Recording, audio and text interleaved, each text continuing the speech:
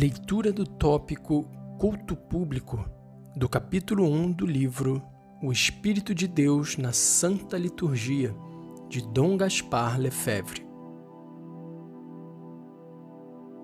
Em seu colóquio com a samaritana, Nosso Senhor declara relativamente ao culto a prestar a Deus: aproxima-se, e mesmo já chegou, a hora em que os verdadeiros adoradores adorarão o Pai, em espírito e em verdade. É assim que quer o Pai seus adoradores.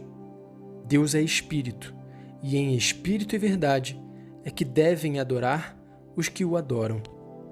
João 4, 23 a 24. Com o Messias, soou a hora em que o culto mosaico deverá ceder lugar a um culto de caráter verdadeiramente universal. Já não terá fundamento a rivalidade entre judeus e samaritanos. Ao instituir a nova lei, Cristo estabelecerá um sacrifício novo que suplantará todos os da antiga lei. Será celebrado no mundo inteiro e num espírito inteiramente novo que será verdadeiramente a alma de todo o culto cristão. A hora desse universalismo, diz o Padre Brown, coincide com a hora da religião mais interior que Cristo nos veio ensinar e que não nos é dada como destruição da religião antiga, mas como seu acabamento. Os judeus concentravam-se muito facilmente com suas práticas rituais. Haviam chegado, assim, a reduzir o culto divino a um conjunto de atitudes e de gestos desprovidos de sentimento. Os verdadeiros adoradores evitam rejeitar as práticas exteriores que sempre serão postuladas pelo fato de sermos um composto de alma e de corpo. Acentuam, porém, o culto em espírito. Adorar e rogar a Deus em espírito é adorá-lo e rogá-lo de todo o coração, de toda a alma, com pureza de intenção. E adorá-lo assim, em espírito, é adorá-lo em verdade, verdadeiramente. O culto puramente exterior, sem devoção interior, não passa de simulacro da oração. Não é que Jesus rejeite a oração vocal, pois que a seus discípulos ensinou a fórmula do Pai Nosso. Santa Teresa nos fala de uma religiosa que gozava da pura contemplação enquanto dizia o Pai Nosso. E ela própria encontrava nessa recitação um grande meio de união a Deus. O Pai Nosso cantado ou rezado em voz alta pelo sacerdote no altar tem grande força junto de Deus, quando tais aspirações e pedidos emanam de uma alma que deles plenamente se apropria. Declara Santo Tomás na Suma Teológica: mesmo a adoração corporal se faz em espírito, porquanto procede da devoção espiritual e conduz a esta.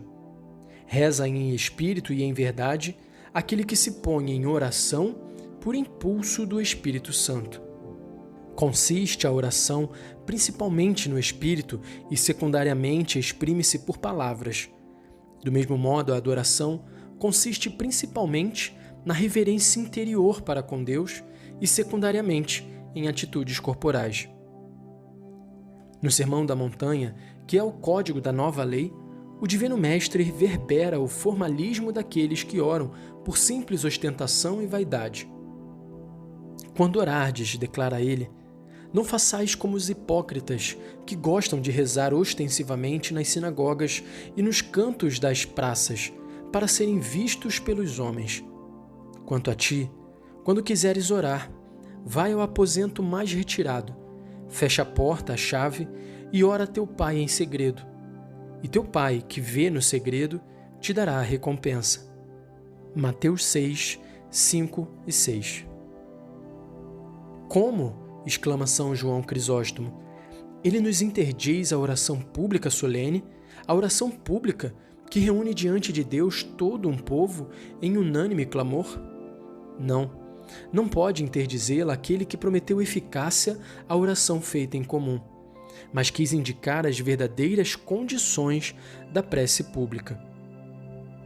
O que Jesus tem em vista é a intenção dos que oram.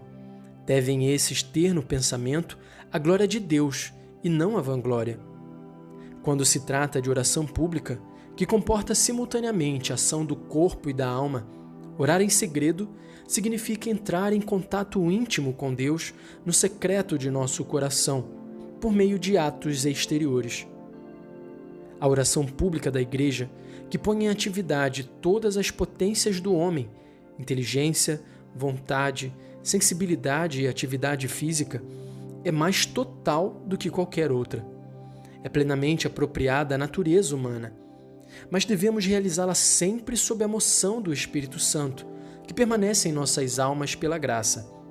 Evitaremos, assim, a exprobação de Jesus, já dirigida pelo profeta Isaías aos adoradores superficiais.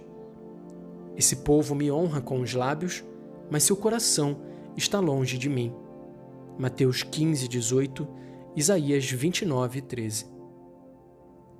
Devem todos os nossos atos cultuais exteriores ser expressão sincera e leal da nossa fé e de nosso amor por Deus.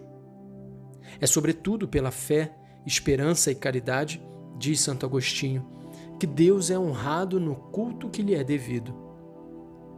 Pelas virtudes teologais que regem a virtude de religião, a qual por sua vez lhes dirige as atividades à glória a Deus, nossa alma, que é espiritual, atinge diretamente a Deus, que é Espírito, e nosso culto é assim verdadeiramente prestado em espírito e em verdade. Quanto aos atos exteriores desse culto, seu papel é serem ao mesmo tempo tradução sensível de nossa devoção interior, homenagem que nosso corpo, em dependência da alma, faz a Deus, pondo-se totalmente a seu serviço, e o estimulante que essa exteriorização do culto está em condições de trazer à nossa inteligência e à nossa vontade. Diz Santo Tomás: se bem que pelos sentidos não possamos atingir a Deus, pelos sinais sensíveis, nosso espírito é estimulado a elevar-se a Ele. E Joubert: as evoluções religiosas, como procissões, genuflexões, inclinações do corpo e da cabeça, a marcha e as estações, não são de pequeno efeito nem de pouca importância. Eles tornam maleável o coração para a piedade e o espírito para a fé. Quando numerosa assembleia se rende à prece pública e proclama com entusiasmo a glória do Senhor, essa coletividade exerce fortíssima influência sobre todos. Ritos, palavras, cantos, tudo concorre então poderosamente para unificar a oração e exprimi-la com dinamismo sobremodo possante.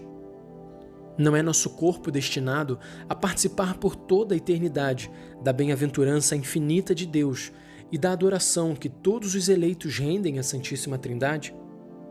Não pode ele, portanto, ficar alheio ao exercício da oração, pelo qual, desde este mundo, santifica-se-nos a alma ao entrar em contato com a majestade divina.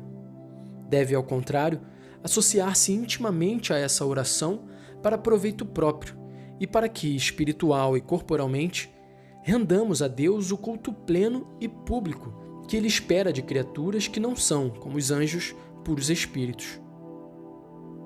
O missal contém, aliás, várias orações em que simultaneamente se faz menção da alma e do corpo. Concedei-nos, Senhor, que sintamos na alma e no corpo a força protetora de vosso sacramento, a fim de que, salvos em todo o nosso ser, gozemos na glória da plenitude desse celeste remédio. E ainda, dai, Senhor, ao vosso povo a saúde da alma e do corpo, para que, aplicando-se às boas obras, mereça o constante apoio de vossa poderosa proteção.